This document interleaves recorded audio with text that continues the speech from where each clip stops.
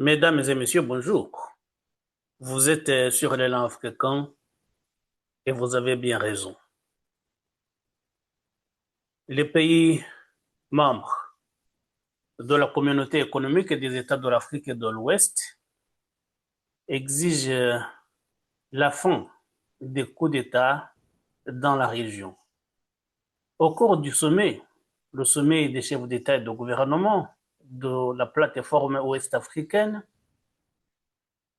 les chefs d'État et de gouvernement devaient se pencher sur la recrudescence des coups d'État dans cette région.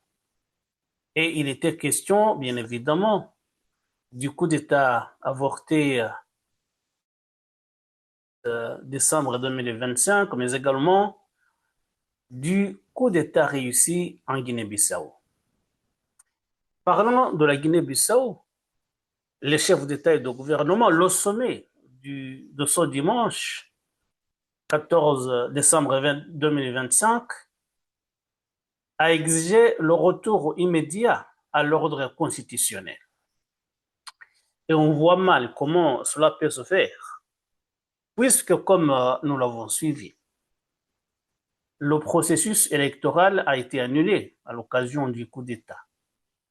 Les résultats électoraux n'ont jamais été publiés et ne le seront d'ailleurs jamais. On le sait maintenant, puisque même la commission électorale, dans la communication officielle que nous avons également suivie, la commission électorale a indiqué qu'il lui était impossible maintenant de publier les résultats des élections puisque les auteurs du coup d'État les en ont empêchés. Ce ne sera pas possible. Les bulletins ne sont plus disponibles. Le dépouillement ne pourra jamais avoir lieu comme cela devait se faire. Et donc, cela met en difficulté les chefs d'État et de gouvernement de la CEDEAO qui devaient se prononcer sur ce coup d'État de Guinée-Bissau, coup d'État militaire, que d'aucuns qualifient de coup d'État factice orchestré par le président sortant qui allait perdre les élections. Cela, nous en avons parlé, on ne va pas revenir là-dessus. Mais au cours justement du sommet de dimanche, la résolution qui a été retenue, c'est que la CEDEAO rejette le programme de transition qui a été proposé par le pouvoir de transition. Le pouvoir de transition avait proposé une période de transition d'1 an. Et les chefs d'État et de gouvernement disent nous rejetons votre proposition et nous exigeons le retour à l'ordre constitutionnel. Nous exigeons une période de transition courte et inclusive. Courte et inclusive, je ne sais pas si vous comprenez ce que cela veut dire. Courte d'ailleurs, c'est quoi? C'est combien de temps? C'est combien de mois? Puisque les auteurs du coup d'État ont dit qu'ils proposaient une période de transition d'1 an. Et les autres disent qu'il faut une période de transition courte. Courte, c'est combien de temps, s'il vous plaît? Et moi, 6 mois? Parce qu'ils peuvent vous rétorquer justement que 1 an, c'est court, comparativement aux périodes de transition qu'on a vues ailleurs. Il y a des périodes de transition qu'on a vues qui ont duré 5 ans et puis qui ont été prolongées au-delà. Et donc, eux, ils ont proposé 1 an. Et les chefs d'État et de gouvernement de la CEDEAO disent nous exigeons une période courte. 1 an, justement, c'est court. Et puis, une période de transition inclusive. Inclusive, ça veut dire, ils exigent, les chefs d'État et de gouvernement exigent que les putschistes Guissau-Biné fassent participer au pouvoir de transition des personnalités de la société civile et de l'opposition. Et cela, justement, ça va se compliquer également puisque peut-être les personnalités de la société civile, on peut les trouver, mais les gens de l'opposition, ça veut dire ceux-là qui étaient opposés au président déchus maintenant, entre guillemets, ne pourront jamais participer à ce pouvoir de transition, puisque le pouvoir de transition est un pouvoir très proche du président Umaro Sissoko Embalo, puisque c'est lui, selon certains dire, qui aurait préparé le coup d'État pour mettre en échec les élections qui étaient en cours. Et donc, ce que je suis en train de dire, c'est que la résolution qui a été adoptée pour dire aux autorités putschistes bissau-guinéennes, nous vous recommandons de mettre en place une transition courte et inclusive. C'est en réalité une recommandation qui veut tout dire et qui ne veut rien dire. Court, on peut le définir comme on veut, et puis inclusive, qui est-ce qu'on met dedans? C'est une question que l'on est en droit de se poser. Ce qu'on comprend, c'est que le sommet de la CEDEAO, effectivement, devait se pencher sur cette question cruciale des coups d'État en Afrique de l'Ouest, puisqu'il y en a maintenant trop, on peut le dire. Mais ils étaient confrontés à un dilemme.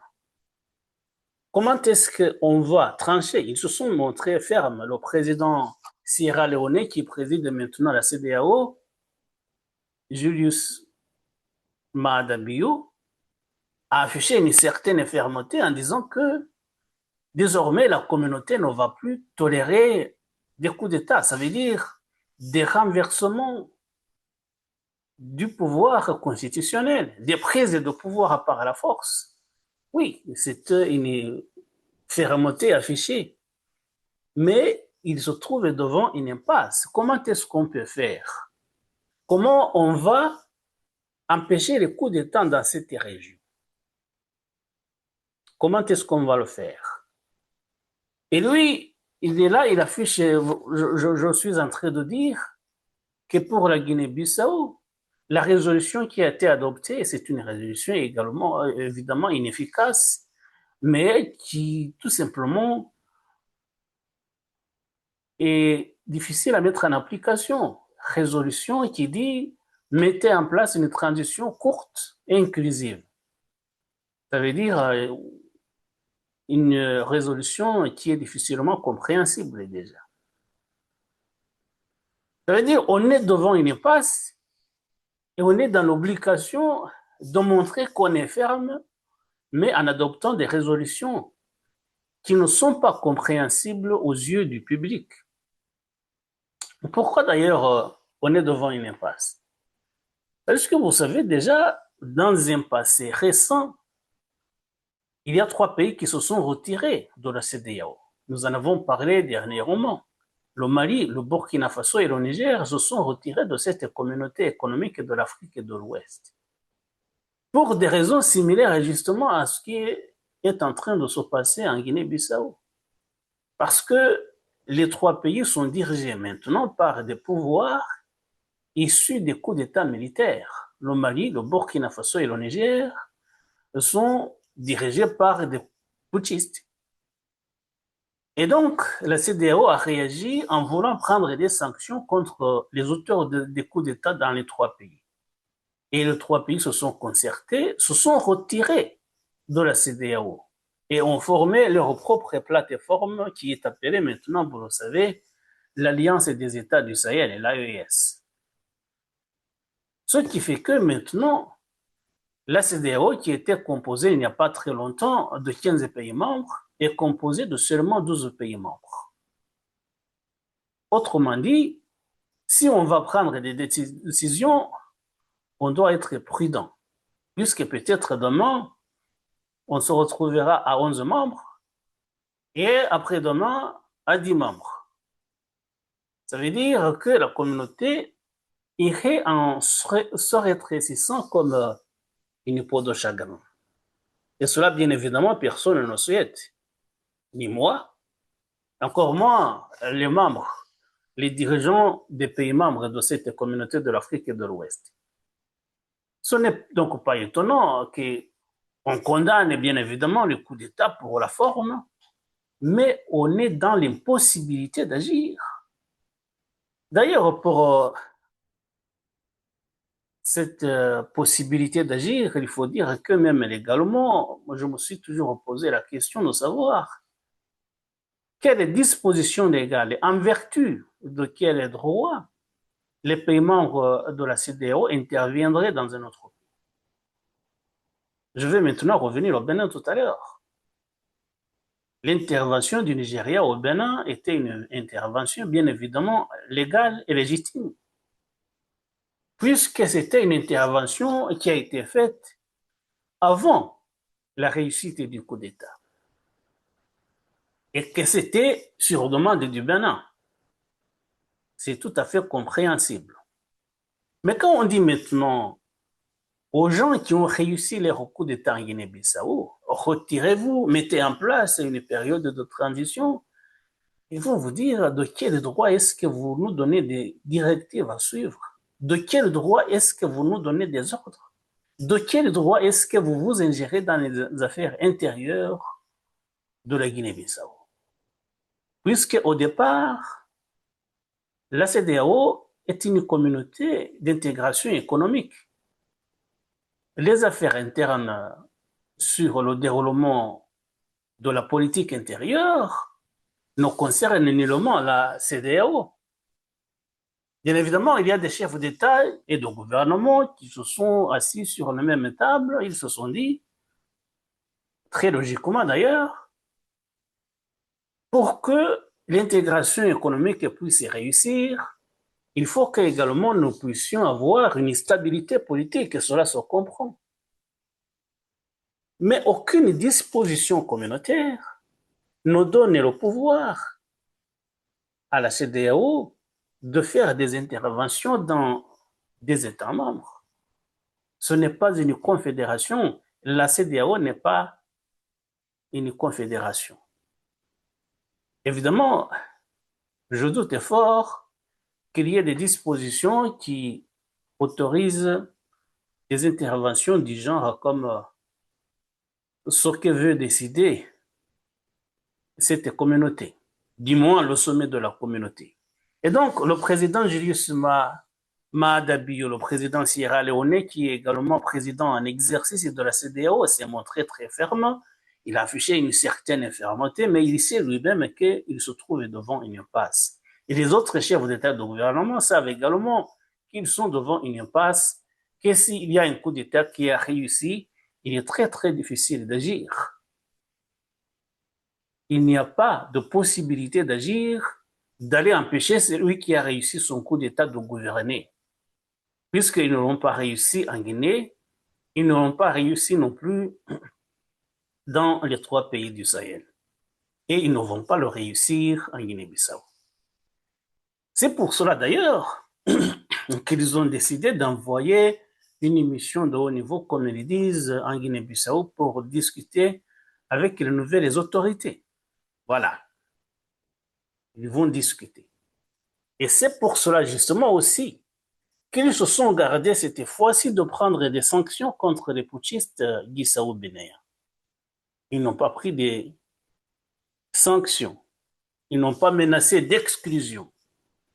Évidemment, la Guinée-Bissau a été suspendue des instances de prise de décision de la CEDEAO. Ça, c'est un fait. Ça a été décidé juste au lendemain du coup d'État. Ça, là, on l'a su, on l'a suivi. La Guinée-Bissau a été suspendue des instances de prise de décision de la CEDEAO. Mais ça restait là. Il n'y a pas d'autres sanctions. Et le sommet de dimanche n'a pas décidé de sanctions.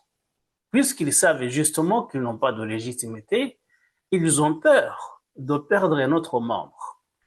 Puisque quand on était 15, il n'y a pas très longtemps, que maintenant on se trouve à 12 membres, ce serait pas très reluisant de se retrouver à 11 ou à 10. C'est pour cela que la CEDEAO a montré une sorte de fermeté en condamnant les coups d'État, en disant que la communauté ne va plus tolérer des coups d'État dans la région, mais en réalité, aucune décision n'a été prise. C'est une décision de forme, ce sont des condamnations, justement, comme on en entend un peu partout, mais ce sont des condamnations, ce sont des vœux pieux, qui ne restent que des vœux pieux. Ça reste au stade des intentions, mais il n'y a pas de décision. Et même s'il y avait des décisions, l'efficacité ne serait pas au rendez-vous. Voilà, c'est pour cela justement que je dis, le sommet de la CEDEAO de dimanche a condamné, a décidé, mais bien entendu, cela ne va ne va rien changer sur le terrain. Et ce même sommet, justement, est revenu également sur le coup d'État avorté du Bénin. Et là, ils avaient bien entendu, ils avaient raison de condamner encore une fois, puisqu'ils ont pu, surtout grâce à l'intervention du Nigeria et du concours de la France, le coup d'État du Nigeria, du Bénin, a pu être déjoué. Et comme je le disais tout à l'heure d'ailleurs, l'intervention du Nigeria s'inscrivait dans un cadre légal. Le Nigeria est intervenu au nom de la CEDEAO, au nom de cette force d'attente basée à Abuja, au Nigeria. Mais c'était légal et c'était légitime puisque le président Patrice Talon, le président béninois, qui est le président légitime, constitutionnellement parlant, n'avait pas encore été renversé. Et donc, sur sa demande, dans le cadre de la coopération, que ce soit bilatérale et que ce soit multilatérale, bien évidemment, chaque pays pouvait, ou chaque organisation peut intervenir pour faire échouer cette tentative de coup d'État qui était en cours et ça a réussi. Et donc, la CEDEAO s'est félicitée de la mise en échec de cette tentative de coup d'État du Bénin. Mais quand on parle du Bénin, justement, cela nous interroge également. Bien évidemment, il y a le Bénin, qui est membre de la CEDEAO qui a fait déjouer ce coup d'État qui était en cours du colonel Pascal Tigre. Mais le colonel Pascal Tigre, comme nous l'avons dit la fois passée, s'est réfugié maintenant au Togo, à Lomé. Il est protégé par les autorités togolaises. Et le Togo est membre de la CEDEAO également. Ça veut dire que parmi les défis que doit confronter la communauté des États, de la communauté économique et des États de l'Afrique et de l'Ouest, il y a également un problème de solidarité des nations. Puisque s'il y a le Togo qui protège Pascal Tigri qui allait renverser le président togolais, le président béninois, Patrice Talon, ça veut dire que les deux chefs d'État ne sont nullement sur la même longueur d'onde. Et si vous ne vous entendez pas, si vous avez des problèmes, disons des litiges politiques ou diplomatiques, j'en sais rien moi, mais on voit si quelqu'un a décidé de soutenir ce coup d'État, c'est que, bien évidemment, la mise en pratique des décisions de la CEDEAO va être compliquée, puisque les États membres vivent à couteau tiré. Je vois mal les autorités togolaises collaborer maintenant de façon cordiale avec les autorités béninoises et ça va être très compliqué. Suite justement à cette tentative de coup d'État et qui, selon certaines informations justement, était soutenue par les autorités togolaises. Et d'ailleurs, j'ai suivi d'autres informations qui disent également que le coup d'État qui allait renverser le président Patrice Talon a été organisé au Niger. Je ne sais pas, je n'ai pas vérifié les informations, mais ça se dit. La dernière fois, je disais que le porte-parole du gouvernement béninois s'était contenté de dire qu'il avait suivi les réactions venant des 3 pays du Sahel et que c'était des réactions favorables au coup d'État. Et il s'arrêtait là. Il disait lui-même qu'il Il n'accusait personne et qu'il ne soupçonnait personne. Mais après, justement, la dernière émission sur ce problème du coup d'État béninois, on a eu d'autres informations, d'autres sources qui estimaient que le coup d'État aurait été, j'utilise le conditionnel maintenant, que le coup d'État aurait été organisé au Niger. Et si tel était le cas justement, que le Togo est lié au Niger, et on a dit également que juste après le coup d'État, le président du conseil togolais, Faure Gnassingbé, s'est déplacé presque en catimini à Niamey où il a rencontré le président Tiani. Ça veut dire que les deux personnalités, en fait, seraient liées à cette tentative de coup d'État. Autrement dit, même si Pascal Tigri, le colonel Pascal Tigri, s'est réfugié au Togo, mais en réalité, il était soutenu aussi par d'autres chefs d'État de la région, ce qui compliquerait la tâche justement sur le plan géopolitique. Mais dans tous les cas, justement, moi, je suis en train de parler de la CEDEAO maintenant. C'est le Togo qui serait un problème, puisque le Togo est membre de la CEDEAO et que la CEDEAO est en train de condamner des coups d'État, alors que le Togo, si on en croit justement ces informations, que le Togo serait derrière la tentative du coup d'État menée par le colonel Pascal Tigre. Voilà donc, la situation de la CEDEAO, c'est compliqué.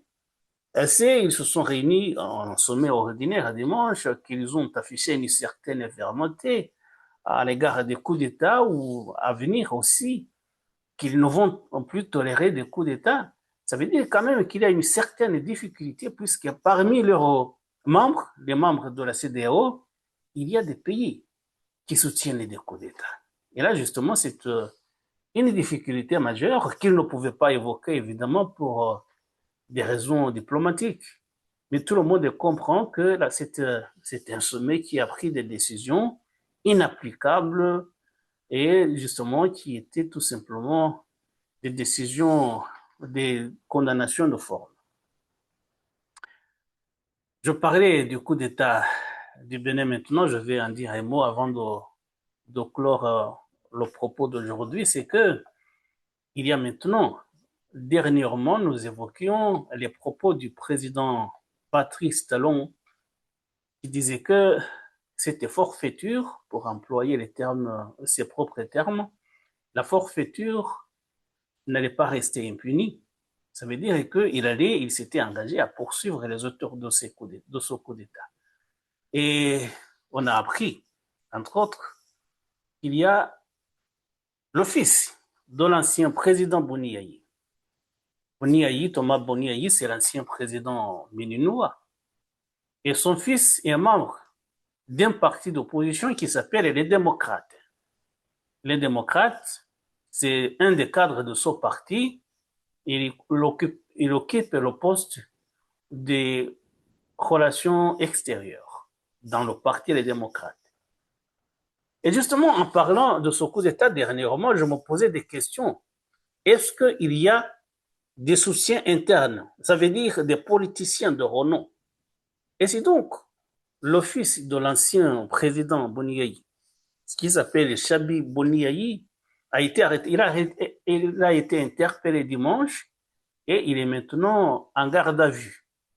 Et il est accusé justement d'avoir joué un certain rôle dans cette tentative de coup d'État.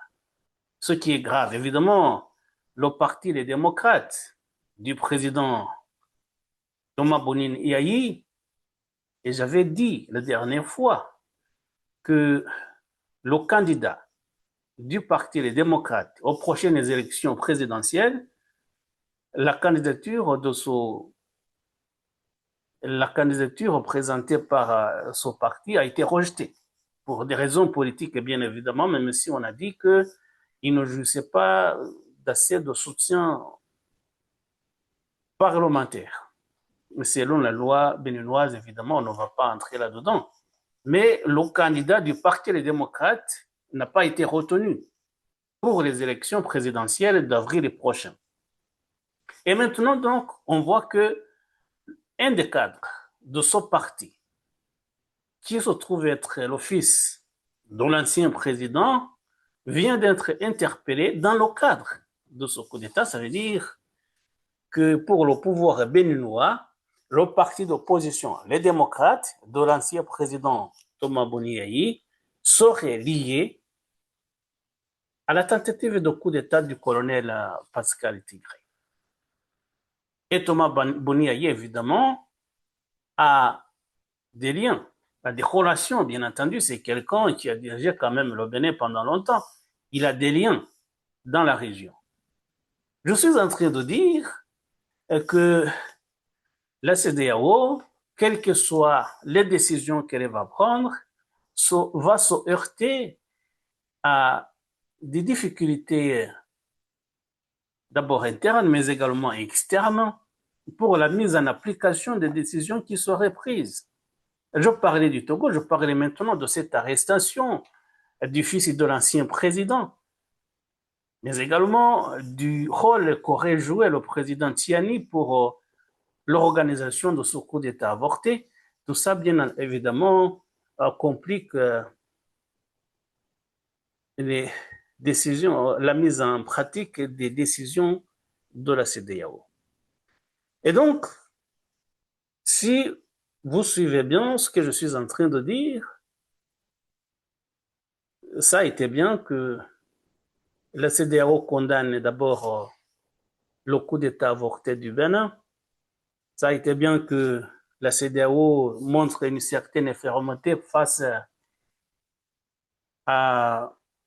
au coup d'État réussi cette fois-ci de Guinée-Bissau en demandant aux autorités putschistes de mettre en place un pouvoir de transition, une période de transition courte et inclusive, mais en réalité, tout cela ne rime à rien, puisque au sein de cette communauté, il y a beaucoup de rivalités, il y a beaucoup de dissensions, et je pense que la CEDEAO devrait se réformer, voir une autre façon de fonctionner, peut-être se concentrer sur des problèmes plutôt économiques que politiques pour pouvoir avancer, puisque c'était une communauté tout de même qui regroupait des pays de la région, des pays très importants. Il y a des puissances régionales dedans, mais les coups d'État qui sont intervenus dans cette région ont miné l'organisation et il faudrait voir une autre façon de fonctionner pour que la communauté économique puisse aller de l'avant. Et voilà, mesdames et messieurs, c'est juste ce que nous voulions dire aujourd'hui. Merci de nous avoir prêté attention. À très bientôt pour d'autres sujets. Au revoir.